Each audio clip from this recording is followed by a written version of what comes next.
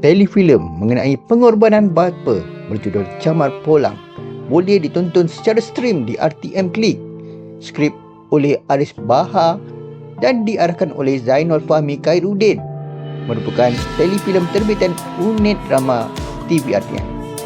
Telefilm ini dibarisi pelakon seperti Wan Raja sebagai Zahir, Fahad Azhar sebagai Akil, Kufarisha sebagai Orchid, Ariel Ganu sebagai Abeleh, Yaakob Aziz sebagai Pak So, Azizah Mahzan sebagai Ibu Zahir, Razwan Rosli sebagai Halim.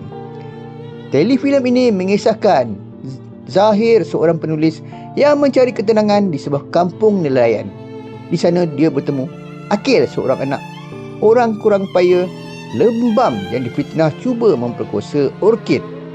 Pak So, ayah Akil, perlu berjuang untuk membuktikan anaknya itu tidak bersalah.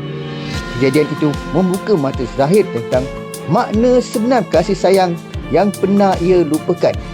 Apakah kebenaran akan ditemui? Adakah Zahir akan menemui sesuatu di sana? Jangan lupa menonton telefilm Camar Polang.